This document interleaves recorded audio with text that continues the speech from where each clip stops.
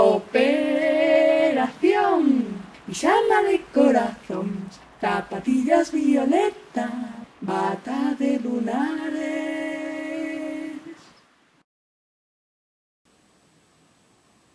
Priscila, que era de natural tranquila, non tomou demasiado en serio a visión de Clara. Estaba segura de que vira o que contara. Estaba segura de que era certo que eu andaba cun garda amarelo e que entrara nunha casa con el. Pero sabía que tiña que haber unha explicación razoable. Non tiña por costume facer caso máis que da súa intuición. Dos feitos tamén, pero seguindo as indicacións da súa intuición. Nacera soa, non realmente soa, abandonárana ao nacer, así que descubriu de primeira man o que era o goberno. Viviu as miserias da dependencia dos caprichos de gobernantes egoístas. Tivo claro desde moi nova que non ia deixar que aquela xente decidira a súa vida máis do que fixera. Aos 14 anos convenciu as psicólogas do internado de que era unha persoa adulta e responsable para levar a cabo un traballo remunerado e ser útil á sociedade. A través do concerto con supergangas, asignáronlle un posto de axudanta de dependenta, que defendiu con interese, non polo traballo, non pola empresa ou o goberno, polo interese de sobrevivir. Das casas de pedra escoitaran as historias para non dormir do internado. Sabendo que era unha lenda, quixo comprobalo por si mesma en canto tivo o seu primeiro día libre sen supervisión. Tiña 18 anos e sentiu decepción. Si, tiña feita unha idea de outra cousa. Ao fin, aquelas non eran máis que casas vellas cunha construcción antiga e xente escura detrás das cortinas.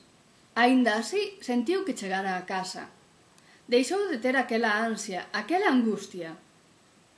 Naquela primeira toma de contacto non falou con ninguén, pero chegou a casa cunha ilusión que nunca sentira. Na soidade do seu apartamento pensou no friamente. Tiña que soterrar aquela ilusión, non lle notaran, non botara por terra os 4 anos de conduta impecable. O das viaxes veulle despois, notoulle o Sal, nada máis sabiu. E non me vas mercar nada? Preguntou Sal con aire lastimeiro. Vendes moi caro, no economato está 3 veces máis barato, respondiulle Priscila.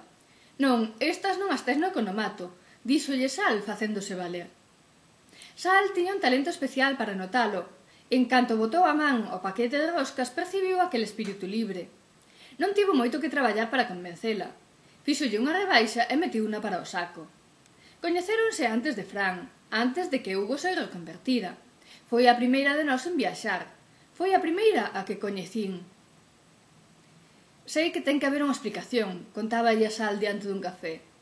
Sal miraba a Fran de reollo, ca mirada culpable, non por traicionarme, senón pola falta de sinceridade ca súa amiga.